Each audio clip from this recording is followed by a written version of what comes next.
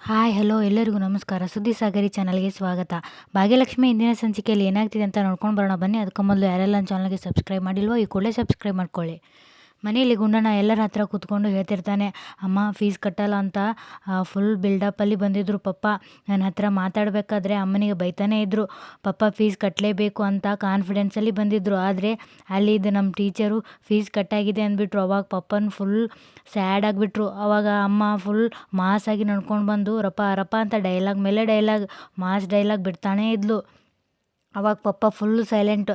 ಈ ನೋಡೋಕ್ಕೆ ಏನು ಮಜಾ ಇತ್ತು ಗೊತ್ತಾ, ಶ್ರೇಷ್ಠ ಆಂಟಿನೇ ಇದನ್ನೆಲ್ಲ ಮಾಡಿದ್ದು ಅಂತ ಅಮ್ಮನಿಗೆ ಗೊತ್ತಾಗಿತ್ತಾ.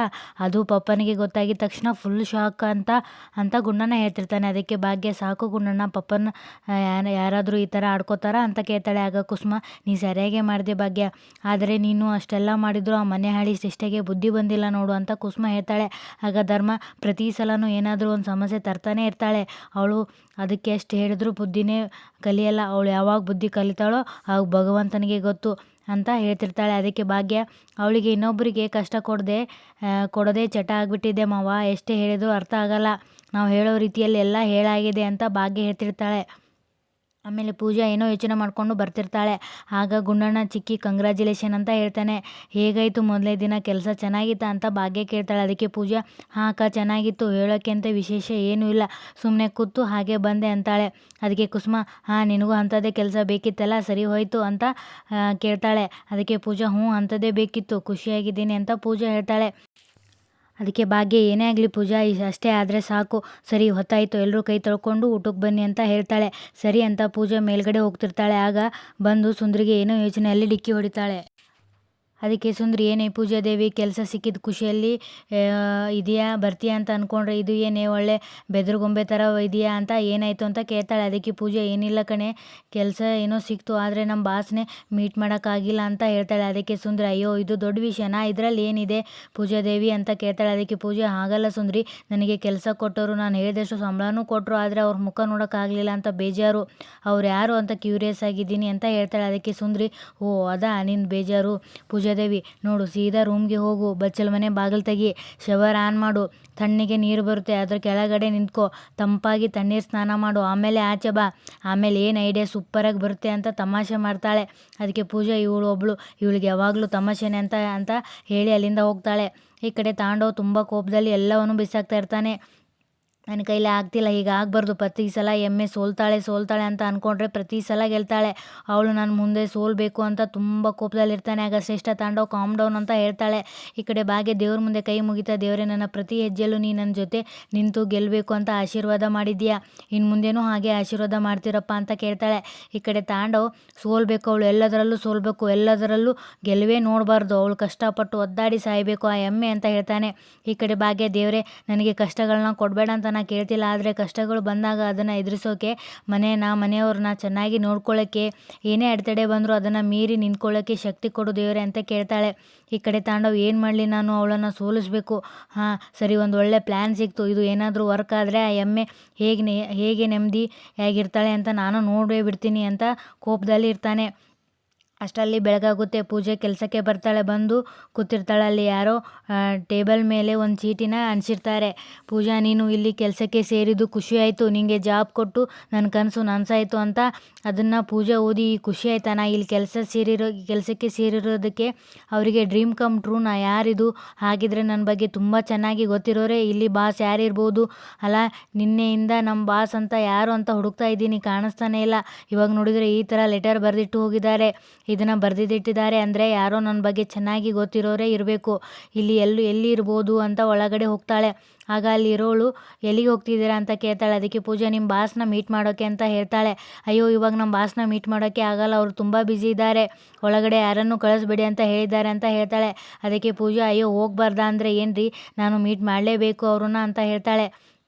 ಅದಕ್ಕೆ ಅವಳು, ನೋಡಿ, ಸುಮ್ಮನೆ ವಾದ ಮಾಡಬೇಡಿ, ನಾ ಹೇಳೋದನ್ನು ಕೇಳಿ, ನಿಮ್ಮ ಜಾಗಕ್ಕೆ ನೀವು ಹೋಗಿ ಅಂತ ಹೇಳ್ತಾಳೆ. ಅದಕ್ಕೆ ಪೂಜಾ, ಅಲ್ಲ, ಹೋಗಿ ಅವರನ್ನು ಮೀಟ್ ಮಾಡಿದ್ರೆ ಅವರೇನು ನನ್ನ ಹರ್ಕೊಂಡು ತಿಂದುಬಿಡ್ತಾರಾ, ಹೇಗಾದರೂ ಮಾಡಿ ಅವ್ರನ್ನ ಮೀಟ್ ಮಾಡಲೇಬೇಕು, ಏನಾದರೂ ಪ್ಲ್ಯಾನ್ ಮಾಡಬೇಕಂತ ಯೋಚನೆ ಮಾಡಿ, ಸರಿ ಹಾಗಾದರೆ ಇವತ್ತು ನಿಮ್ಮ ಬಾಸ್ ಸಿಗಲ್ಲ ಅಲ್ವಾ ಅಂತ ಕೇಳ್ತಾಳೆ. ಅದಕ್ಕೆ ಅವಳು, ನೀವು ಖಂಡಿತ ಸಿಗಲ್ಲ, ಅವರು ಶೆಡ್ಯೂಲ್ ತುಂಬ ಬ್ಯುಸಿ ಇದೆ ಅಂತ ಹೇಳ್ತಾಳೆ. ಅದಕ್ಕೆ ಪೂಜಾ ಸರಿ, ನೀವು ಸಿಕ್ಕಿದ್ರಲ್ಲ ನಿಮ್ಮ ಹತ್ರನೇ ಹೇಳ್ತೀನಿ ಕೇಳಿಸ್ಕೊಳ್ಳಿ.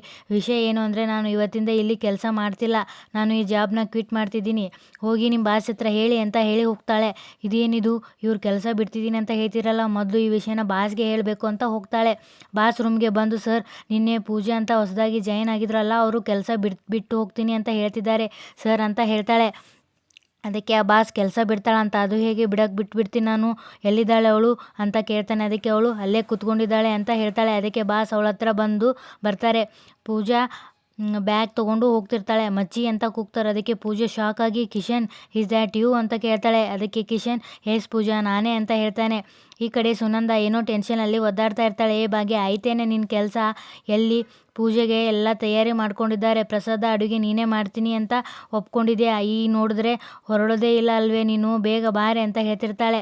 ಭಾಗ್ಯ ಅಡುಗೆ ಮನೆಯಲ್ಲಿ ಕೆಲಸ ಮಾಡ್ತಿರ್ತಾಳೆ. ಕೆಲಸ ಮುಗಿಸಿ ಬ್ಯಾಗ್ ತೊಗೊಂಡು, ಅಮ್ಮ ನೀನು ಸುಮ್ಮನೆ ತಲೆ ಕೆಡಿಸ್ಕೋಬೇಡ ಅಮ್ಮ, ನಾನು ಆಗಲೇ ನಿರ್ಮಲಕ್ಕನಿಗೆ ಹತ್ರ ಮಾತಾಡಿದ್ದೀನಿ, ಆರಾಮಾಗಿ ಬನ್ನಿ, ನಾವು ಇನ್ನೇನು ಪೂಜೆ ಶುರು ಮಾಡ್ತೀವಿ ಅಂತ ಹೇಳಿದರು. ಅಲ್ಲಿಗೆ ಕುಸುಮ ಧರ್ಮ ಬರ್ತಾರೆ. ಅತ್ತೆ ಹೋಗಿ ಬರ್ತೀನಿ. ಅದೇ ಅತ್ತೆ ಹೇಳಿದ್ನಲ್ಲ ನಿರ್ಮಲಕ್ಕನ ಮನೆಯಲ್ಲಿ ಸತ್ಯನಾರಾಯಣ ಪೂಜೆ ಇದೆ ಅಂತ ಹೇಳ್ತಾಳೆ. ಅದಕ್ಕೆ ಕುಸುಮ, ಓ ಹೌದಾ, ನೀನೇ ಪ್ರಸಾದ ಮಾಡ್ತೀಯಲ್ವಾ, ಒಳ್ಳೆಯದಾಯಿತು, ಪ್ರಸಾದ ಮಾಡ್ತಿದ್ದೆ, ಅಷ್ಟು ರುಚಿಯಾಗಿ ಮಾಡಿಕೊಂಡು ಹುಷಾರಾಗಿ ಹೋಗ್ಬಾ ಅಂತ ಕುಸುಮ ಹೇಳ್ತಾಳೆ. ಅದಕ್ಕೆ ಭಾಗ್ಯ, ಸರಿ ಅತ್ತೆ, ಅವರಿಗೆ ನನ್ನ ಕೈ ರುಚಿ ಅಂದರೆ ತುಂಬ ಇಷ್ಟ, ಅಮ್ಮನ ಮನೆಗೆ ಹೋದಾಗೆಲ್ಲ ಅದು ಮಾಡಿಕೊಡು ಇದು ಮಾಡಿಕೊಡು ಅಂತ ಕೇಳಿ ಮಾಡಿಸ್ಕೊಂಡು ತಿನ್ನೋರು ಅಂತ ಹೇಳ್ತಾಳೆ. ಅದಕ್ಕೆ ಸುಂದ್ರಿ, ಹೌದು ಭಾಗ್ಯ, ನಿನ್ನ ಕೈ ರುಚಿ ಅಂದರೆ ಸುಮ್ಮನೆನಾ, ಹಾಗೆ ತಿಂತಾನೆ ಇರಬೇಕು ಅನಿಸುತ್ತೆ ಅಂತ ಸುಂದ್ರಿ ಹೇಳ್ತಾಳೆ. ಅದಕ್ಕೆ ಕುಸುಮ, ಹೌದು ಮತ್ತೆ ಯಾರ ಸೊಸೆ ಅವಳು, ಈ ಕುಸುಮನ ಸೊಸೆ ಅಂತ ಹೇಳ್ತಾಳೆ. ಅದಕ್ಕೆ ಸುಂದ್ರಿ, ಹೌದು ಕುಸುಮ ಅತ್ತಿಗೆ, ಭಾಗ್ಯ ಈ ಮನೆಗೆ ಸೊಸೆಯಾಗಿ ಬರೋಕ್ಕೂ ಮುಂಚೆ ಉಪ್ಪಿಗೆ ಸಕ್ಕರೆಗೆ ವ್ಯತ್ಯಾಸನೇ ಗೊತ್ತಿರಲಿಲ್ಲ. ಈ ಹೊಸಲು ದಾಟಿ ಮನೆ ಒಳಗಡೆ ಬಂದ ಮೇಲೆ ಈ ಗಾಳಿಯಲ್ಲಿ ತೇಲಾಡ್ತಾ ಇತ್ತ ಅಡುಗೆ ಕಲೆನ ರಪಕ್ ಅಂತ ಹಿಡ್ಕೊಂಡ್ಬಿಟ್ಲು. ಇದೆಲ್ಲ ಹೇಗೆ ಸಾಧ್ಯ ಆಯಿತು ಹೇಳಿ, ನಿಮ್ಮ ಸೊಸೆ ಆಗಿದ್ದಕ್ಕೆ ಆಯಿತು ಅಂತ ತಮಾಷೆ ಮಾಡ್ತಾಳೆ. ಅದಕ್ಕೆ ಧರ್ಮ, ಸಾಕು ತಮಾಷೆ, ಈ ಭಾಗ್ಯ ಮಗಳೇ ಬೇಕಿದ್ದರೆ ನಮ್ಮ ಕಾರ್ನ ತೊಗೊಂಡು ಹೋಗು ಮಗಳೇ ಅಂತ ಹೇಳ್ತಾರೆ. ಅದಕ್ಕೆ ಭಾಗ್ಯ, ಅಯ್ಯೋ ಬೇಡ ಮಾವ, ಆರಾಮಾಗಿ ಆಟೋದಲ್ಲಿ ಹೋಗಿ ಬರ್ತೀನಿ, ಏನೂ ತೊಂದರೆ ಇಲ್ಲ ಅತ್ತೆ, ಯಾವುದಾದ್ರೂ ಆರ್ಡ್ರ್ ಬಂದರೆ ಬಿಡೋದು ಬೇಡ, ಈ ತಿಂಗಳು EMI ದುಡ್ಡು ಬೇರೆ ಹೊಂದಿಸ್ಬೇಕು ಅಲ್ಲ ಅಂತ ಹೇಳ್ತಾಳೆ. ಅದಕ್ಕೆ ಸುಂದ್ರಿ, ಭಾಗ್ಯ ನೀನು ಏನು ತಲೆನೇ ಕೆಡಿಸ್ಕೋಬೇಡ, ಕುಸುಮ ಅತ್ತಿಗೆ ಬೇಡ ಅಂದರು, ನಾನು ಬೇಕು ಅಂತ ಎಲ್ಲ ಆರ್ಡ್ರನ್ನ ತೊಗೋತಾ ಇರ್ತೀನಿ ಅಂತ ಹೇಳ್ತಾಳೆ. ಅದಕ್ಕೆ ಧರ್ಮ, ಸರಿ ಮಗಳೇ ಲೇಟ್ ಆಯಿತು, ನೀನು ಹೊರಡು ಮಗಳೇ, ಸತ್ಯನಾರಾಯಣ ಪೂಜೆ ಅಲ್ವಾ, ತಡ ಆಗಬಾರ್ದು ಅಂತ ಧರ್ಮ ಹೇಳ್ತಾರೆ.